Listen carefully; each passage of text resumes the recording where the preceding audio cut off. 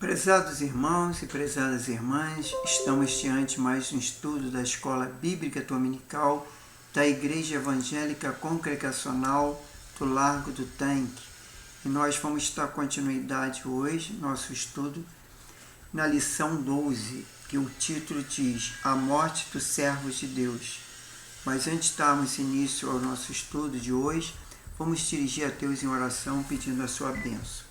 Senhor Deus e Pai, muito obrigado por esse dia, obrigado pela Tua graça, Tua misericórdia, o Teu amor, o Teu perdão. Obrigado porque o Senhor tem cuidado de nós, tem nos abençoado. Eu te louvo, te glorifico, te exalto e peço perdão pelos nossos pecados, nossas faltas, tudo que fazemos que não te agrada e que possamos também perdoar uns aos outros, Pai.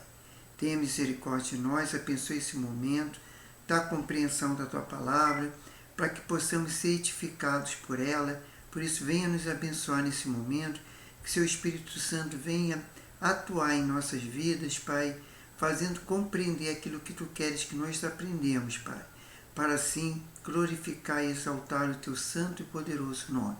É que nós pedimos, já te agradecendo, em nome do Senhor Jesus. Amém.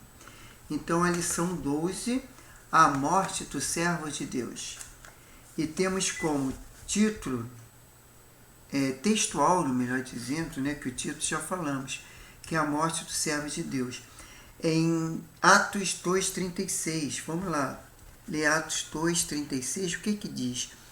Diz o seguinte: portanto, saiba com certeza toda a casa de Israel que a esse Jesus, a quem vos crucificaste, Deus o fez Senhor e Cristo. Então, esse é o nosso texto áureo da nossa revista de hoje. Agora, antes de começarmos com a introdução, vamos ver o objetivo da lição. O objetivo da lição é compreender as implicações teológicas da morte de Cristo para a vida dos cristãos. E temos como leituras diárias, na segunda-feira, vamos lá para Gênesis, lá no começo, lá no Antigo Testamento, tem Gênesis 3, 10 a 13. Então vamos lá. Vamos ver, está aqui, Gênesis 3, capítulo 3, versículo 10 a 13. O que diz? No versículo 10, ele respondeu: ouvi a tua voz no jardim e tive medo, e porque estava nu, o escondi-me. Perguntou-lhe Deus: quem te mostrou que estava nu? Comeste a árvore que te ordenei que não comesse? Disse o homem à mulher: que me deste por companheira, deu-me a árvore e eu comi. Então disse o Senhor Deus à mulher: que é isto que fizeste? Respondeu a mulher: a serpente me enganou e eu comi. Então esse foi o segunda-feira, o texto que nós lemos. Agora, na terça-feira, vamos partir para Isaías 52, 13 e 14. Então, vamos lá para o livro de Isaías 52, 13 e 14. Bom, chegamos em Isaías 53, capítulo, o versículo 13 e 14. O que diz o versículo 13 e 14? Isaías 52, 13 e 14. Houve um erro aqui no autor da lição, porque Isaías 53 tem o capítulo, mas o que acontece? Só vai até o 12, e ele colocou aqui 13 e 14. Não, então vamos lá. Vamos ler. Eu acho que ele se enganou e botou o versículo 3 e 4. Que diz o seguinte, vamos lá. Era desprezado e o mais indigno entre os homens. Homem de dores, experimentado no sofrimento, como quem os homens se escondiam o rosto. Era desprezado e não fizemos dele caso algum. Aí verdadeiramente ele tomou sobre si nossas enfermidades e as nossas dores levou sobre si. Contudo, nós considerávamos como aflito e ferido de Deus e oprimido. Aí no versículo 5, vamos ler também, que diz que, mas que ele foi ferido pelas nossas transgressões e moído pelas nossas iniquidades. O castigo que nos traz a paz estava sobre ele, e por suas pisaduras fomos sarados. Então isso fica mais coerente, porque fala ali que o sofrimento de Jesus, na verdade isso aí Isaías já estava profetizando, coisa que aconteceria no futuro, foi com a morte de Jesus e que ele carregou todas as nossas dores, nossos sofrimentos e nossos pecados ali na cruz. E na quarta-feira, Isaías 53, 1 a 12. Sim, agora ele fala, podemos ler 53, de 1 a 12. Então vamos ler 53, o capítulo, no versículo 1. Quem deu crédito à nossa pregação? A quem se manifestou o braço do Senhor? Ele foi subindo como renovo para ele, perante ele, e como a raiz de uma terra seca. Já não tinha parecer nem formosura. E olhando nós para ele, nenhuma beleza vimos, para que os desejássemos. Era desprezado e o mais indigno entre os homens de dores, experimentando do sofrimento, como de quem os homens escondiam o rosto. Era desprezado e não fizemos dele caso algum. Verdadeiramente, ele tomou sobre si as nossas enfermidades e as nossas dores levou sobre si. Contudo, nós o consideramos como aflito, ferido de Deus e oprimido. Mas ele foi ferido pelas nossas transgressões e moído por nossas iniquidades. O castigo que nos traz a paz estava sobre ele, e pelas suas pisaduras fomos sarados. Todos nós andávamos desgarrados como ovelhas, cada um que se desviava pelo seu caminho. O Senhor fez cair sobre a sua iniquidade e a nós todos. Ele foi oprimido e humilhado, mas não abriu sua boca. Como cordeiro foi levado ao matadouro, e como ovelha muda perante os seus tosqueadores. Ele não abriu sua boca, pela opressão e pelo juízo foi tirado. A quem pode falar da sua linhagem?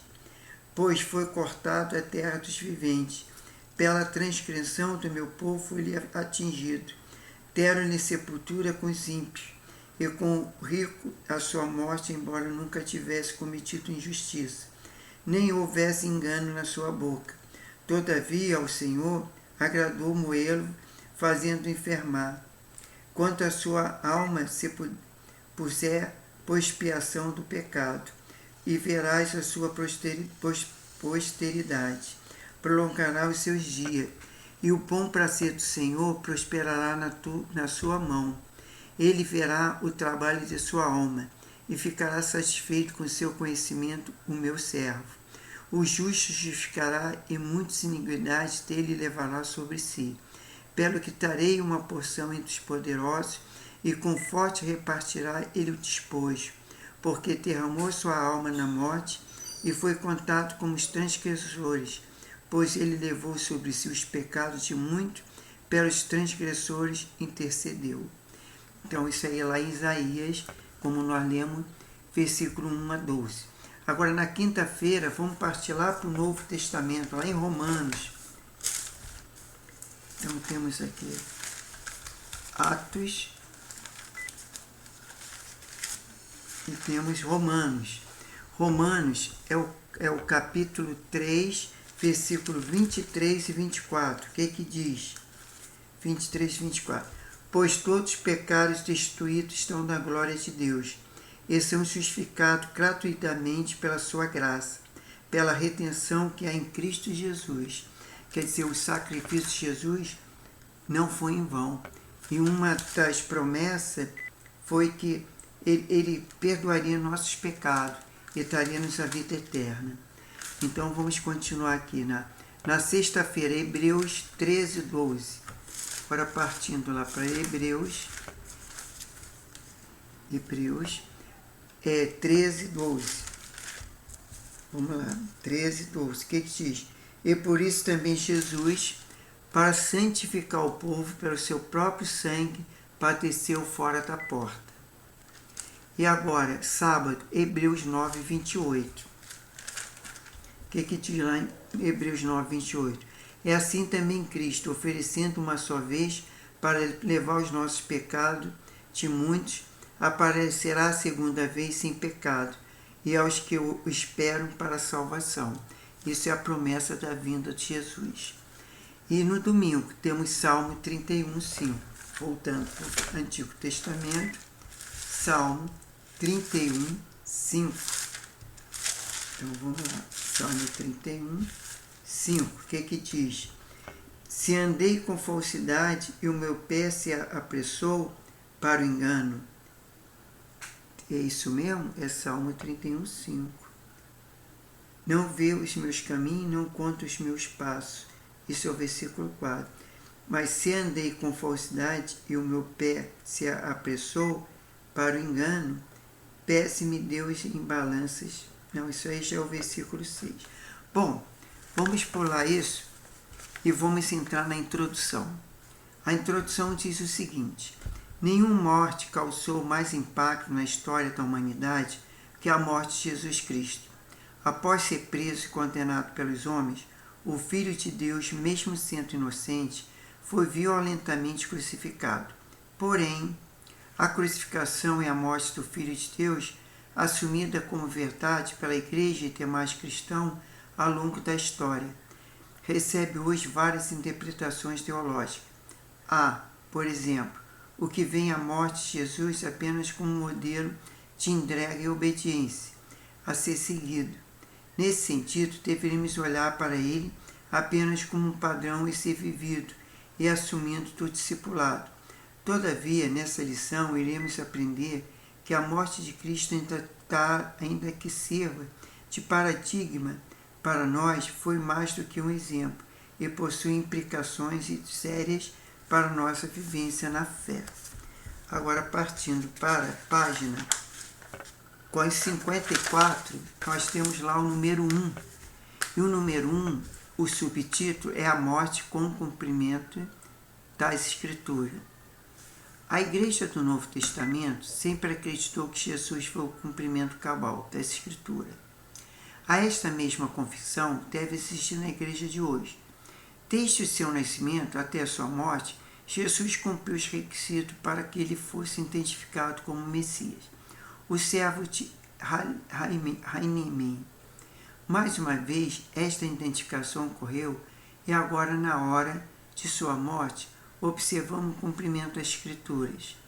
Foi levado ao Golgotá e o lugar de caveira, tratava contudo de um lugar repugnante, e reverendo Hernandes Dias Lopes afirma que ali os criminosos condenados à morte de cruz não tinham direito de sepultamento digno, muitos deles eram deixados apodrecendo na cruz. Algum tempo depois foi crucificado. Talvez os leitores modernos não tenham a devida noção que era o horrendo espetáculo da crucificação. Nenhum cidadão de bem morreria em cruz, para não só e os piores criminosos. A escória da sociedade, e para os judeus, os crucificados eram considerados malditos. Para aquelas pessoas em geral, a cruz era vista como o resultado de um mais complexo fracasso da vida humana. Por isso, há quem diga que sua missão foi a mais completo fracasso, pois acabara na cruz. Entretanto, a morte de Jesus não foi simplesmente mais uma execução realizada pelos romanos, com o propósito de acalmar os ânimos dos judeus e restaurar a ordem entre eles. Jesus não morreu frustrado por não ter alcançado seu objetivo, pois aquele era o seu objetivo final. Ele era o Messias e o servo de Yahweh, conforme Isaías 53. Nossa convicção é que a nossa vida depende de sua morte, e não somente a nossa, mas de todos os salvos e aqueles que hão de se salvar. Ali fazemos de pecado e maldição por nós. Gálatas 3:13. Jesus provou que não se tratava de fracasso, mas de cumprimento da missão recebida do Pai. Agora, partindo para o item 2, tem como subtítulo a obra consumada na morte. Os ocidentais, em muitos casos, não tendenciosos, enxergaram as coisas que as pessoas de maneira dividida. Quando enxergamos assim, interpretamos a realidade, dividindo as coisas. A consequência dessa cosmovisão, interpretação é nossa, incapacidade de enxergar as coisas como um todo, ou seja, não conseguimos, em muitos momentos, enxergar as pessoas e as coisas de maneira completa. Aí vem aqui na lição, entre aspas, abre aspas, desde o seu nascimento até sua morte, Jesus cumpriu os requisitos para que fosse identificado como Messias, o servo Lainef. E continuando, esta perspectiva ocidental influencia muitas pessoas na hora que olham para a vida de Jesus. Na pesquisa teológica empreendida por muitos teólogos no século XIX, em que se buscava encontrar o Jesus histórico, dissociando o Cristo da fé, nota-se esta influência. Seguido esse raciocínio, notamos que um grave erro cometido por alguns estudiosos é enxergar que a vida de Jesus dissociando da sua morte. Além disso, outros costumam olhar apenas para a morte de Jesus, esquecendo da sua vida. Uma percepção correta sobre a vida de Jesus tende a enxergar todas as suas palavras e atitudes em conexão com sua entrega na cruz. É o oposto também e verdadeiro, ou seja, sua vida só pode ser completa na sua morte, conforme Romanos 6, 10 e Romanos 14, versículo 9. Todos os seus ensinos e ações foram completados na morte. A missão de Jesus estava comprometida. Ele não se entregasse naquela cruz. A cruz revela, portanto, a consumação de vida e a entrega e sacrifício pelo outro. Radicalidade no cumprimento da missão revela ainda que o servo enviado por Deus cumpriu integralmente sua missão, entregando-se voluntariamente. Entrega foi de tal modo completa que chegou até a morte em nosso favor. Agora, número 3. A explicação dos pecados através da morte. Não se pode negar que a morte de Cristo foi um exemplo de entrega voluntária. Porém, foi muito mais do que isso. A morte de Cristo no Monte do Calvário foi expiatória, conforme 1 Coríntios 15, versículo 3 e 1 Pedro 3, versículo 18. Ou seja, quando Jesus se entregou voluntariamente na cruz, ele não somente o fez para nos deixar um exemplo, mas fez em nosso favor, conforme Romanos 5, 6. A culpa pelo pecado que estava sobre nós deveria nos levar a consequências naturais deste, uma vez que o salário do pecado é a morte, conforme Romanos 6, 23. E conforme afirma o profeta Ezequiel, entre aspas, a alma que pecar, essa morrerá, fecha aspas. Ezequiel 18, 1 a 32. Será inevitável morrermos em consequência dos nossos pecados.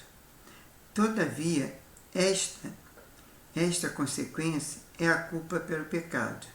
Não faz mais parte da realidade dos filhos de Deus, conforme Romanos 8, 1 e outros, né?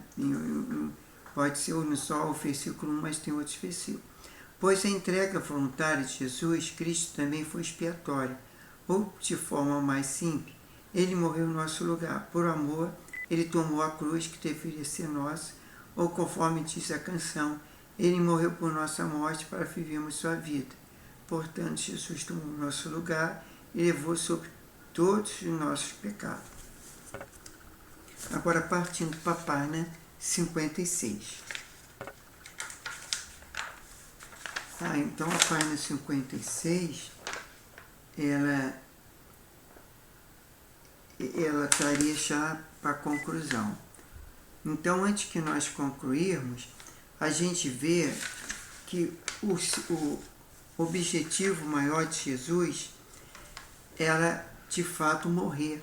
Porque uma vez com a sua morte, ele ressuscitado, isso mostraria que todos nós morreremos, mas nós poderíamos ser ressuscitados. Porque se Jesus voltar antes de nós morrermos, nós seremos arrebatados.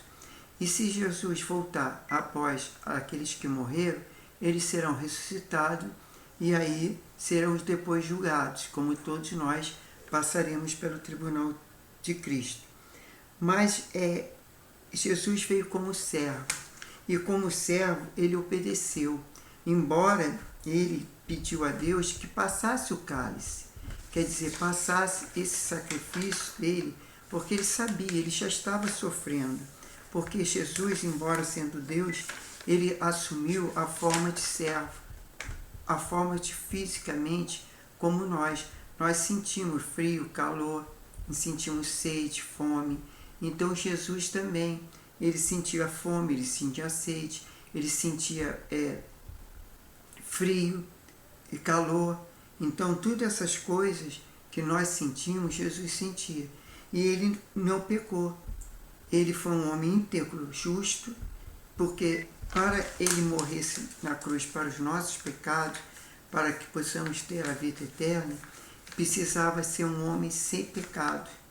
Porque Deus jamais escolheria assim um homem, por exemplo, Moisés foi um homem escolhido por Deus para libertar o povo do Egito, mas não foi escolhido para interceder por nós e nem perdoar os nossos pecados. Mas Jesus sim, porque Jesus ele era um homem justo e santo. E aí o que acontece? Ele morreu e ressuscitou e vivo está eternamente. E ele virá buscar a sua igreja, todos aqueles que creem nele, todos aqueles que aceitaram Jesus como Salvador e como Senhor, e que ele vai estar conosco pelos séculos dos séculos. Então é importante nós cremos que esse Jesus é o Filho de Deus, é o Jesus, o Messias, que veio para salvar o mundo, que morreu naquela cruz por nós. Isso temos que crer nisso, porque é a pura verdade. E como diz lá em João 8,32, conhecereis a verdade, que é Jesus, e a verdade vos libertará. E aí nós seremos libertos. Alguém vai dizer assim, mas se nós não estamos presos, nós não cometemos nenhum crime para estar numa cadeia, numa prisão. Sim, mas nós somos presos pelo pecado. Estamos presos, condenados, quer dizer, condenados daqueles que não aceitaram Jesus, porque eles estão pecando, né? Quando a gente vai e não pede em nome de Jesus, ou pede em nome de outra entidade, ou qualquer coisa que seja, a gente está desonrando a Deus. E assim nós não podemos adorar a Deus, porque Deus diz que tudo é para Ele, e a glória é dele, e a glória é do Pai, do Filho e do Espírito Santo. Então nós temos que crer e aceitar Jesus e honrar o seu nome. E aí nós chegamos na conclusão, dizemos que a morte de Jesus não foi apenas resultado da ignorância dos judeus e da perseveridade dos romanos.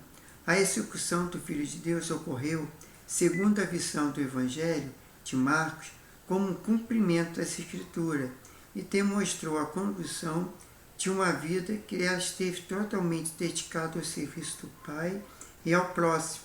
Não houve maior exemplo do serviço de entrega e de que o Filho de Deus, sendo rico, fez-te pobre, sendo pedido, fez-te maldição por nós, assumindo a consequência dos nossos pecados. Deste modo, a cruz, que deveria ser nossa, foi assumida por ele, e o tipo de morte da qual deveríamos morrer foi experimentada por ele. E nós, que estávamos mortos em nossos pecados e delitos, recebemos a vida, conforme Efésios 2:1, e a sua própria vida, pois a nossa já não vivemos mais, conforme Gálatas 2:20. Interessante, gostei muito dessa lição. E só para lembrar também que essa é a nossa penúltima lição, que nós agora, no próximo domingo, nós vamos ter a última lição, que é a lição 13, que fala justamente da ressurreição de Jesus. Então vamos orar agradecendo a Deus por essa lição, porque nós cremos em Jesus, isso é um privilégio, né? É uma vitória, entendeu? Então nós vamos agradecer. Senhor Deus e Pai, muito obrigado por mais esse dia, obrigado pela lição, Pai, obrigado pela sua morte, seu sacrifício na cruz, em nosso lugar, porque o Senhor ali derramou o seu sangue, o Senhor morreu naquela cruz para nos salvar, para perdoar os nossos pecados, Pai. Muito obrigado, Senhor, Pai.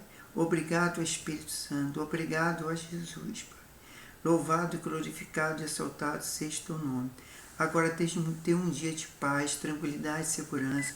Abençoe cada vida que vai assistir através das redes sociais essa aula escola dominical online, que o Senhor possa estar abençoando seus lares, suas famílias, abençoando, Senhor, dando discernimento, sabedoria, orientação, e que todos possam, Senhor, confiar em Ti, que a nossa fé esteja em Ti, Pai, que a nossa esperança esteja em Ti, porque nós cremos, Senhor, que o Senhor é poderoso para fazer infinitamente mais tudo o que precisamos e pedimos, Pai. Por isso nos abençoa.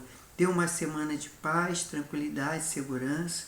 Abençoe cada vida, abençoe o culto de nossas igrejas, que possamos ser abençoados e o Senhor possa falar aos nossos corações para que possamos sair da Tua casa edificados pela Tua palavra.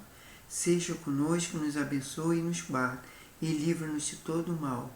Eu te peço, te agradeço, em nome do Senhor Jesus. Amém. E graças a Deus.